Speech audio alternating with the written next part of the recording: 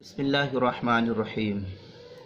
मौजूदा वक्त में कोरोना वायरस की वजह से सरकार की तरफ से मस्जिदों के अंदर नमाज पढ़ने की पाबंदी आयद कर दी है, तो क्या ऐसी सूरत में जुमा हमको पढ़ना है तो कहाँ जा कर के पढ़ेंगे?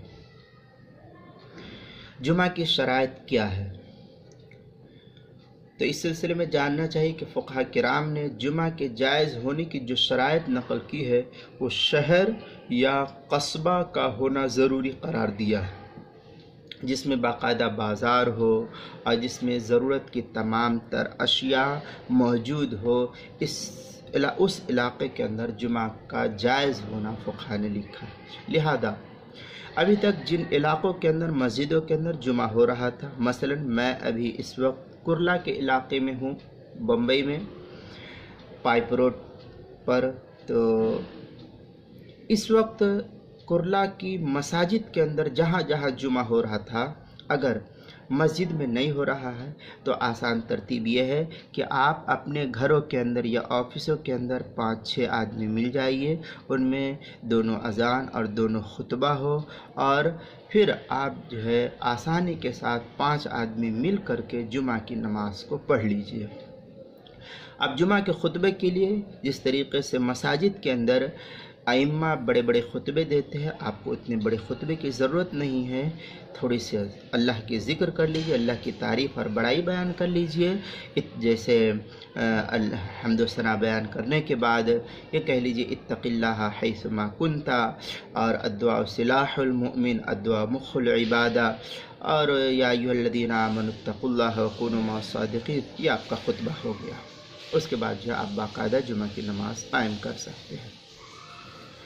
इसमें कोई लंबी चौड़ी बहस नहीं है इस वक्त जिसको मौजूद बहस बनाया जाए। लिहाजा आप अपने घरों के अंदर, ऑफिसों के अंदर या जहाँ कहीं भी मिल सकता है, 5-6 आदमी मिल करके जुमा की नमाज पढ़ लीजिए, कोई हरज की बात नहीं है। मुसन्नफ़ इब्न अबी शैबा के अंदर रिवायत है हज़रत अली से कि ला जुमअता व ला तशरीक़ इल्ला फ़ी मिस्रिन जामिअ। लिहाजा जामे मस्जिद की शर्त और इस तरीक़े से जो और भी बातें कही गई, अव्वलन पहले ही ये बात सब पाई जा रही थी, उन इलाक़ों के अंदर जुमा के शराइत पहले से मौजूद थे।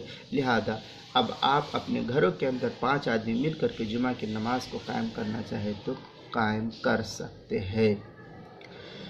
शामी के अंदर किताबुस्सलाह बाबुल जुमा ज़करिया बुक डिपो की जो छपी हुई है उसकी तीसरी जो सफ़र नंबर 6 पर देख सकते हैं। कराची की जो छपी है उसकी दूसरी सफ़र नंबर 138 पर देख सकते हैं।